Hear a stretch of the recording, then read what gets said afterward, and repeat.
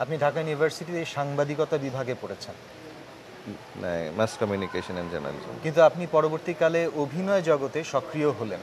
সাংবাদিকতা থেকে অভিনয় জগৎ, অভিনয় কেন? অ্যাকচুয়ালি আমার যেটা মনে হয় যে অভিনয়টা মোস্ট প্রবাবলি এটা আমার একটা মানে ভিতরেই ছিল আর কি। আহ, আমি একটা জিনিস খেয়াল করতাম যে আমাকে সবসময় গ্ল্যামারটা অ্যাট্রাক্ট করতো। মানে নর্মালি ট্রেডিশনাল জব যে 10টা 5টা বা অফিস করবে, bossing system, I don't know, somehow এই জিনিস আমাকে কখনোই অ্যাট্রাক্ট করেনি। So I really wanted to do something different from the beginning. Then I decided, হয় কি আমাদের মিডল ক্লাস ফ্যামিলিতে নর্মালি পড়ালেখার উপরে বেশি জোর দেওয়া হয়। তো সেখানে অ্যাকচুয়ালি ভাবা যায় না যে আমি বড় হয়ে নায়ক হব, নায়িকা হব। আর আমাদের সোশ্যাল ব্যাকগ্রাউন্ডও সেরকম না, আর আমাদের সোসাইটির অ্যাকসেপ্টেন্সটাও সেরকম ছিল না। Then I decided to become a pilot. হ্যাঁ, যে পাইলট হলে অনেক দেশ বিদেশে ঘোরা যাবে অ্যান্ড ইটস ভেরি গ্ল্যামারাস। তো তখন আমি ইন্টারমিডিয়েট কমপ্লিট করে আমি ফ্লাইং ক্লাবে জয়েন করি। ফ্লাইং ক্লাবে জয়েন করলাম।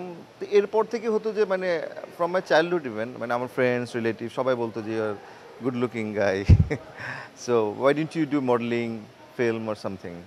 তো এইভাবে এইভাবে আমার মনে হয় জিনিসটা আমার ভিতরে ঢুকে গিয়েছিল যে I can make it and I was very confident. আপনি বলছিলেন যে আপনি চলচ্চিত্রে আসলেন এবং অত্যন্ত ডিটারমিনেশন ছিল যে আপনি চলচ্চিত্রে ভালো করবেন। এক্ষেত্রে আপনার অনুপ্রেরণা হিসেবে কাজ করেছেন কারা? অ্যাকচুয়ালি বেসিকলি ছিল আমার উইল পাওয়ার, আমার মনের জোর। বিকজ আমি যখন যেটা মনে প্রাণে চাই যে আমি আল মেক ইট, অ্যান্ড আমি জানি না আল্লাহর রহমতে এটা আমি করে ফেলি, ওটার পিছনে ডেফিনেটলি আমার ডিভোশন, ডেডিকেশন কাজ করে। আর ইন্সপায়ারেশন বলতে যদি হয় সেটা হচ্ছে গিয়ে ছোটোবেলা থেকে আমি যাদের অ্যাক্টিং দেখতাম, যাদের অ্যাক্টিং আমার ভীষণ ভালো লাগতো, যেমন? Uttam Kumar, Uttam Suchitra. Because my dad he use to like all this. আমার বাবা সন্ধ্যার পরে বাসায় এসে টিভি দেখা ছাড়া তার আর কোনো এন্টারটেনমেন্ট ছিল না। তো তা আমি ছোটোবেলা থেকে তারগুলি দেখে দেখে শিখেছি।